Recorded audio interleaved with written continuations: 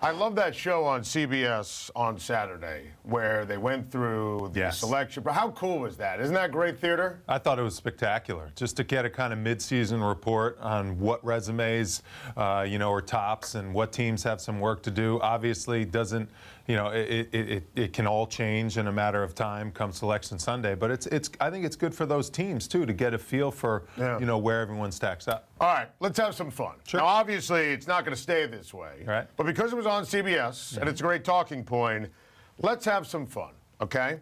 The East, the top 4 seeds, Nova, Louisville, Kentucky, UCLA. Wow. If that was a hypothetical bracket, who would you pick? First of all, very strong bracket. I like all these teams. Nova, I just don't like the fact that they don't have that much size. And they haven't been tested that much in the Big East. I would lean towards Louisville or UCLA. I really like the talent on UCLA. My pick to come out of there, I can't pick against Rick Pitino, would be Louisville. Wow, it's interesting. I'd go UCLA, but that's one of those fun ones, hypothetically, where I think you could genuinely make a case for all 4. I like UCLA. I love those teams out west. I almost made an argument for UCLA being a 1 seed.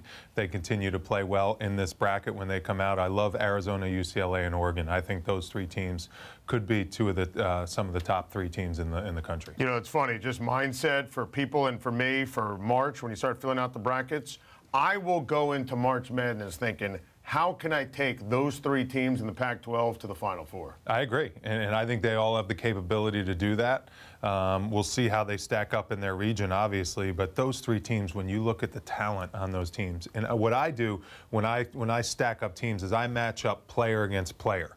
Who's the 5, who's the 4, who's the 3, 1, obviously, and see the matchups, and that's how I decide what are the best teams. And you look at Arizona, UCLA, and Oregon, those teams match up player for player with anyone in the country. All right, that's a segue into the quote-unquote Midwest. Yep. Kansas, Florida State, Arizona, Duke.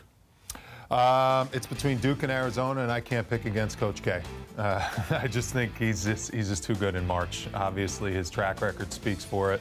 I think that team is kind of figuring itself out. I think their role allocation is completely where it should be.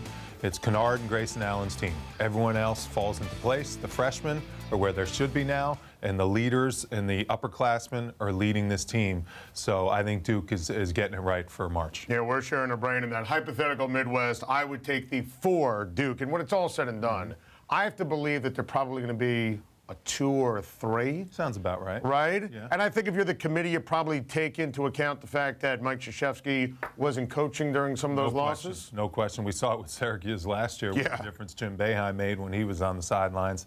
And, being a player, it makes a big difference when you have your coach there.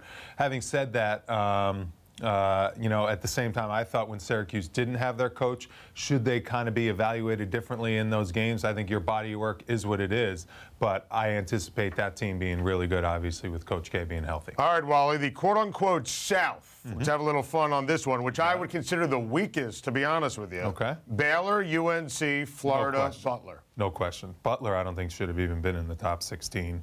I'm going UNC out of there. Yeah, with Theo Pinson healthy, how can you pick against those guys? I think they played very well at Cameron. I was impressed with the way they played without Isaiah Hicks. I like this North Carolina team. Once they get all their pieces healthy and rolling, that would definitely be my pick to come out of that region. I don't trust Baylor. I don't either. No. I don't trust their guards. Listen, if they push Kansas and they figure out a way to win the Big 12 regular season and break that streak, then that would put my faith in Baylor. But the loss against K-State at home, when you need a game like that to kind of stay pace with Kansas and have an opportunity to end that streak, that was a little bit of a head-scratcher. They're talented up front, but, not the same in the backcourt. How about the West, quote-unquote? Gonzaga, still undefeated. Oregon, UVA, still can't believe what happened last night. Yeah. West Virginia. Listen, I love Arizona and Gonzaga. I have a lot of West Coast love this year. I just think between... And rightly so. Yeah, Gonzaga, Oregon, Arizona, and UCLA, you have 4 of the top 10 teams in the country coming out of the West. I'm going to go with the Zags. I really am. I just think, it's everyone else. Maybe it's because I've seen too much of them. I've seen them have those bad games. I've seen them, not play well at times. The Zags, every time you watch them, they're blowing teams out. I know the competition isn't the same, and that's the only concern I have. That St. Mary's team, if you put them in the ACC, they would be a bottom of the ACC team. It's just, they honestly just would.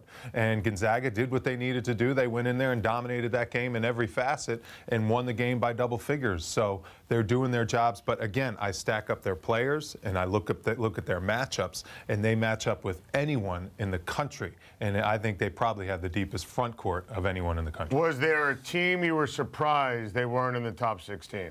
Wisconsin. Yeah. Get Baylor out, get Butler out of there, and get Wisconsin in there. We saw Butler just lost to Providence. They have bad losses.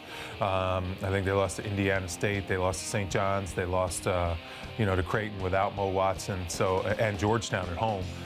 Butler out, Wisconsin in. Yeah, I thought that was easy. I thought they'd be a 2 or 3. I mean, I think they're the 8th ranked team in the country. Yeah. In the poll. Yeah. So, I mean, I know the Big Ten's down a little bit. They didn't play well in the non-conference, but at some point... It's not that bad. No, at some point you got to watch them as a team, see their experience, and realize that that team is a top 16 in the country team. They're well coached, no question about it. Now, when you take a look at Villanova, they're on CBS Sports Network tonight. Can't wait to watch it. When you look at the upside for this team, can they repeat? That's asking a lot. It really is. They lost a lot. They lost Ochefu and Archidiakono. That was the heart and soul of their team. Hart has been tremendous, but I think they're just asking a little bit too much of him on a nightly basis. And when he gets up against a really good, physically athletic, dominant team, he's not going to be able to dominate the game. Having said that, I'll probably pick him to go to the Final Four. That's how good of a coach I think Jay Wright is. I think Jenkins has just been struggling a little bit.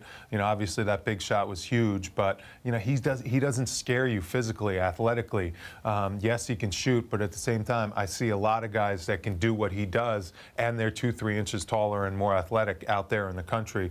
So, I caution picking them to win it all, but I definitely probably will end up picking them to go to Final Four.